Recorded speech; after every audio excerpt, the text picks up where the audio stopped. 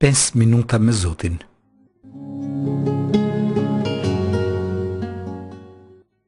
Njeriu i përkryer.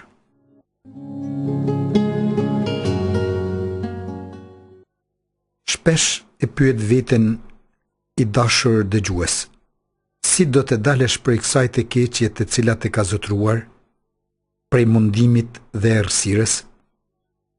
Përgjigjja është e thjeshtë. Nëse dëshiron të dalesh prej errësirës, ndize dritën.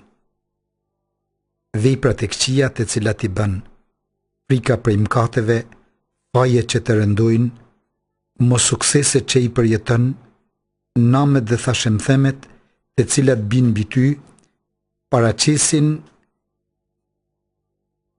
paqartësitë tua për të kundërshtuar të keqen, të gjitha këto janë hapësira të errësirës. Disa njerëz janë aq të zhytur në të keqen dhe depresionin dhe nuk besojnë se ka me rrugdalje. Ata shpesh kërkojnë rrugdalje në vetvrasje. Mirë po, kjo është vetëm shumëzimi i errësirës me terë të ri e jo rrugdalja.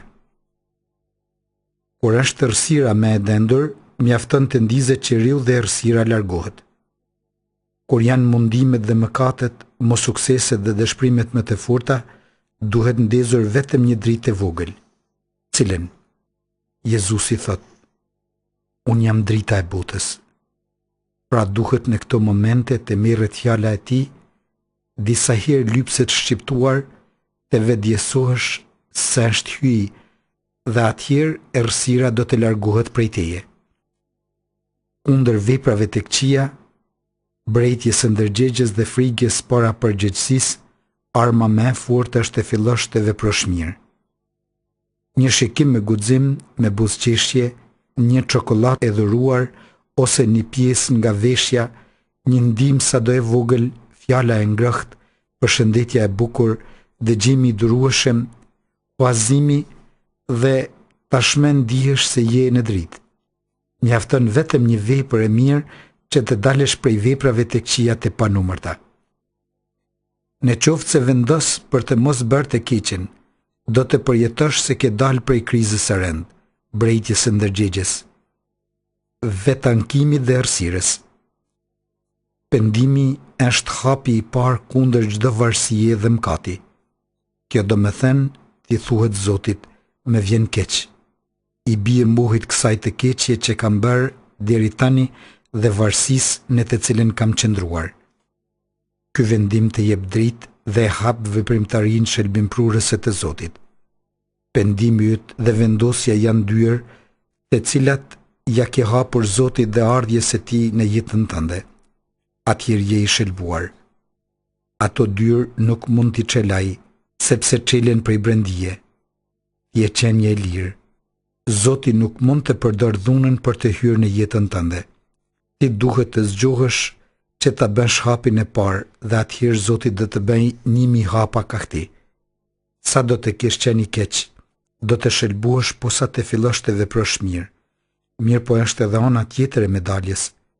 Nëse gjatë tërë jetës ke vepruar mirë, edhe atëherë ndryshon dhe fillon për të bërë të keqen, je i vdekur. Nëse në gjithçka je i mirë, por një herë ke bërë mëkat të rënd, je i vdekur. Nëse barka jote është e lidhur me 100 litar dhe nëse i shkput 99 dhe me një mbetet e lidhur në tokë, nuk mund të lundrosh. Nuk mund të jesh i mirë pjesërisht, por vetëm plotësisht.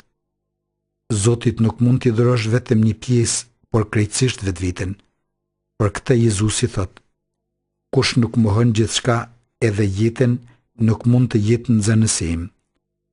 Në anën tjetër, nëse me një vepër të mirë krejtësisht vendosesh në anën e të mirës, kjo do të thotë që i pret të gjithë litaret, atëherë mund të nisesh në takim me Zotin dhe në jetë e lirë.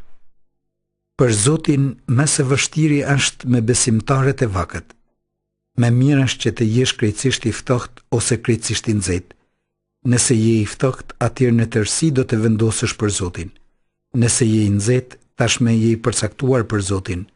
Mirë po, nëse je i vakët dhe i kryen vetëm disa detyra fetare ose jeton sipas ndërgjegjes në disa çështje, e në të tjerat jo, ti nuk je i shelbuar sepse je i mashtruar. Ky mendim le të ndihmoj që të hysh në vete, që të jesh njeri i përkryer.